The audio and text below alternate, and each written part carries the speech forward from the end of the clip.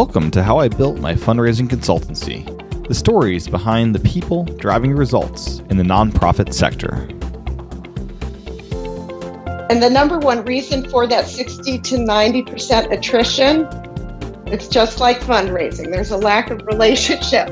If we help advisors focus on the 60 to 90% asset retention, where we're helping them bridge the generational discussion and meet the heirs by getting involved as a philanthropy and engaging the next generation, helping that advisor get the kids involved in whatever their nonprofit is. They get the relationship, the nonprofit gets the relationship. It's a win-win-win for everyone. A quick announcement. As a listener of the podcast, we are making the Engagement Fundraising audiobook available to you free of charge.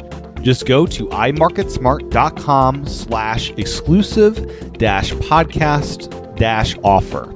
As a thank you for listening, we wanted to give everyone free access to Greg's Engagement Fundraising audiobook that you can get on Audible or Apple Books for $15. Once again, just visit imarketsmart.com/exclusive-podcast-offer. That's imarketsmart.com/exclusive-podcast-offer. Thanks for listening to the podcast, and we hope you enjoy Greg's book. On this episode of How I Built My Fundraising Consultancy is Arlene Cogen, Philanthropic Leadership Consultant, author, speaker, trainer, and coach who primarily works with professional advisors, nonprofits, and their clients to build deeper relationships and engage the next generation through leadership and philanthropy. Without further delay, here's my interview with Arlene. I'm here today with Arlene Cogen. Welcome to the podcast. Thank you so much, Tim. So first off, can you introduce yourself and your consultancy? My name is Arlene Cogen, and I'm a certified financial planner, and I'm a philanthropic leadership consultant, but I kind of have a little bit different niche where I help wealth managers and their clients figure philanthropy into their life and estate plans. Okay.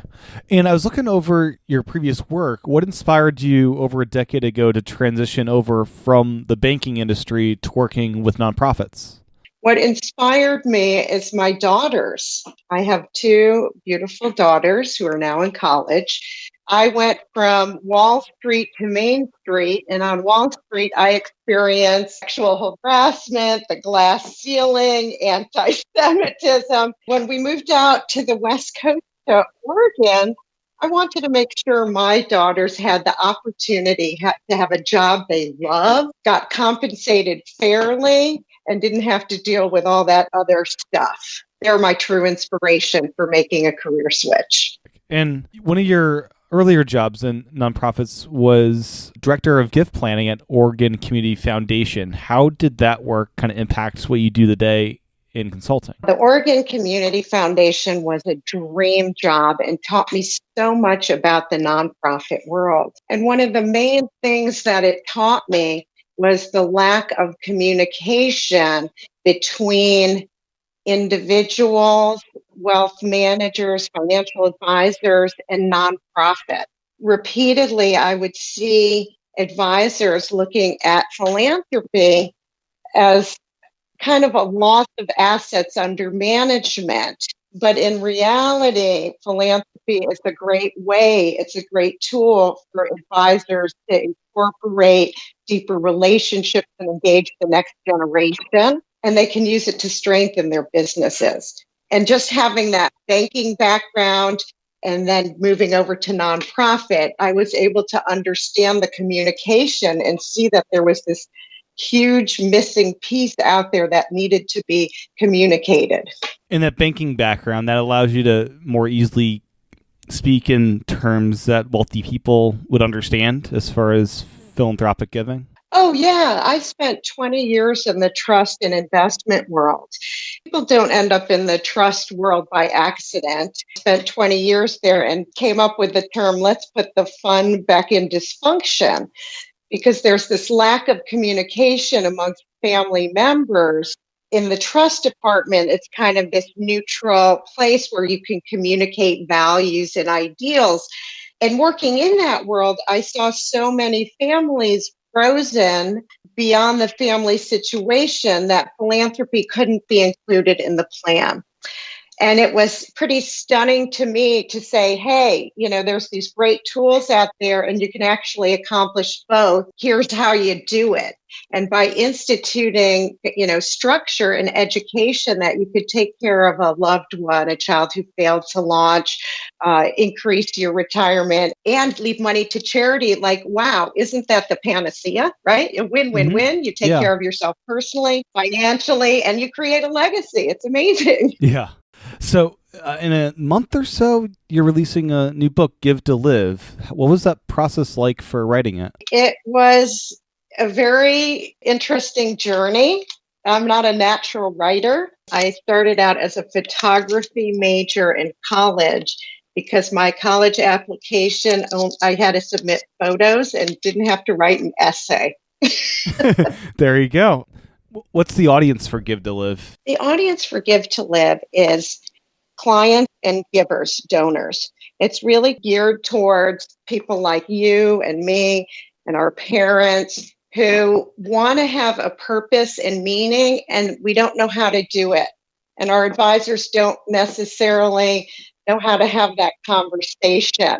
So let's have this book used as a tool for givers and for clients and for advisors to open up the conversation of you can have a child with a disability and set up a trust that provides them an income stream and ultimately goes to charity. You can solve difficult, insurmountable problems with philanthropy. And that's where this book is geared towards.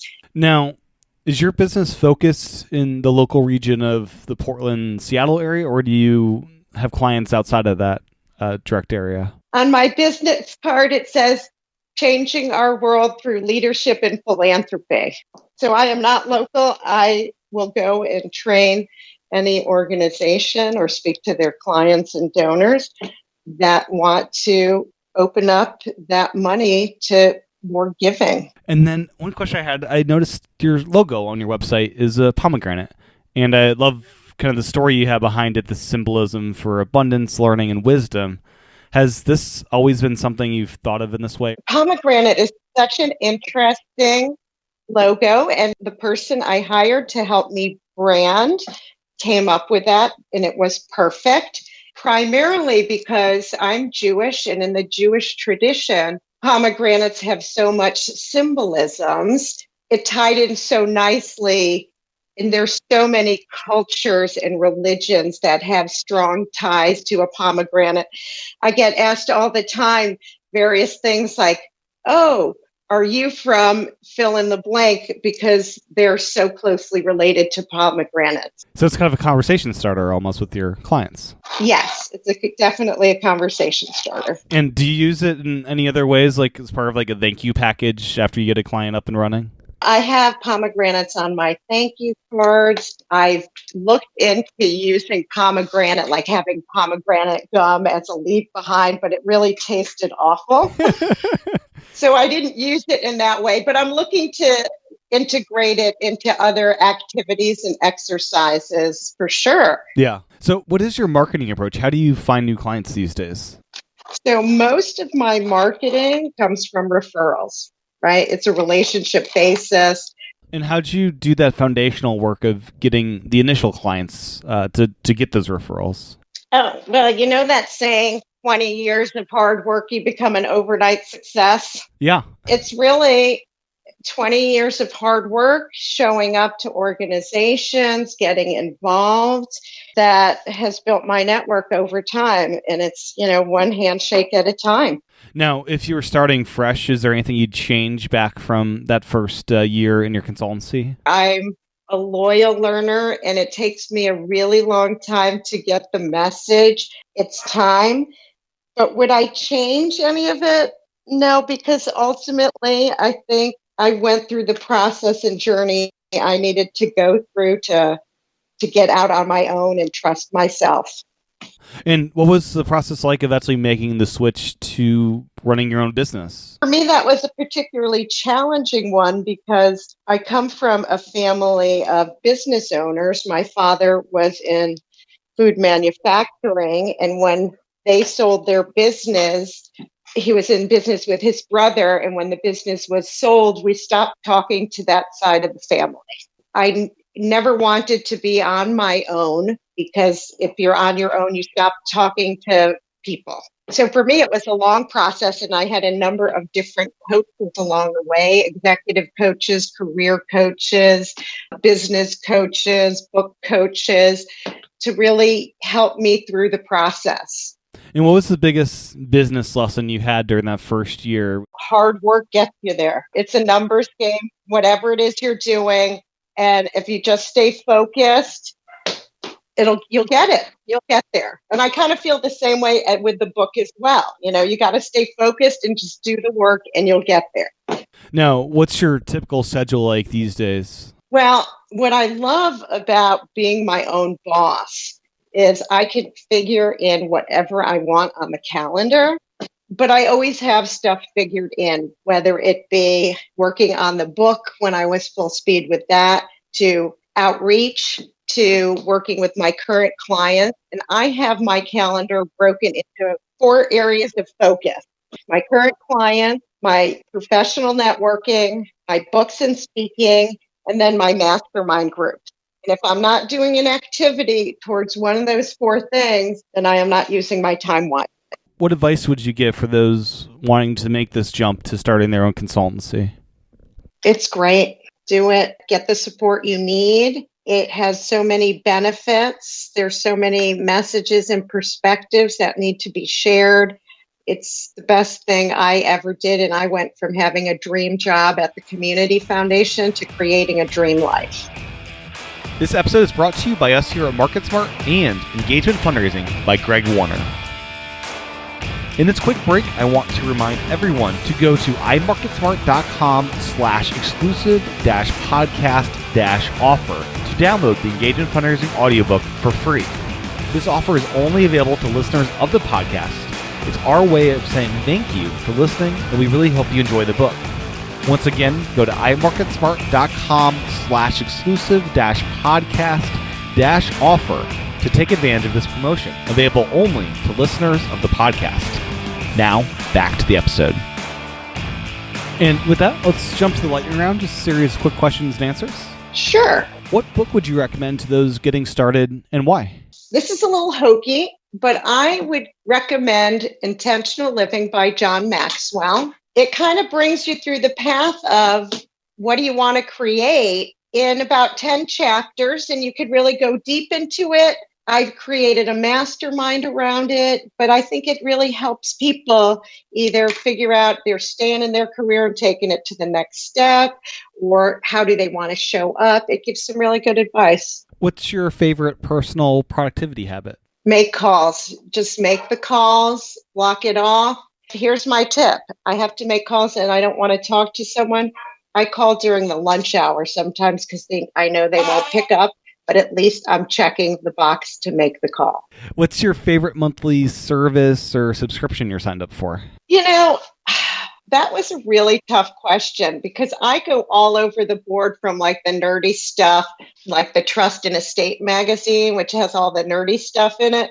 And then I go woo-woo to Oprah. So, I'm all over the box. I'll give everything a try.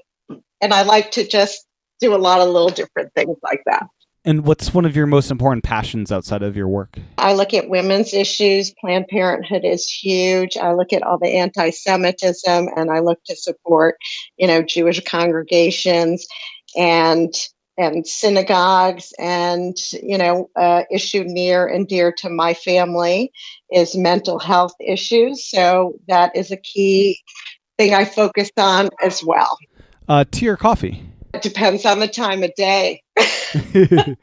Coffee in the morning, tea at the end of the day. What's the most common error you see nonprofits make? They don't require their boards to lead by example with making significant gifts or making a meaningful gift. And I think some of the larger organizations that lack specific dollar amounts, give or get, it's doing a disservice to the nonprofit organization.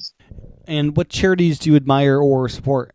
Planned Parenthood, Jewish federations, like I said earlier, and ones dealing with mental health also. And where can people find more information about your new book and your services? Everything can be found on my website, arlenecogen.com, LinkedIn, or Facebook. And like I said, my website is arlenecogen.com, ARLENECOGEN.com. Thanks for listening to this episode of How I Built My Fundraising Consultancy, presented by MarketSmart. If you like the show, make sure to review it in Apple Podcasts and pass it along to a colleague. I also wanted to remind everyone to visit imarketsmart.com/exclusive-podcast-offer to download the Engagement Fundraising audiobook for free. Once again, that's imarketsmart.com/exclusive-podcast-offer. Thanks for listening.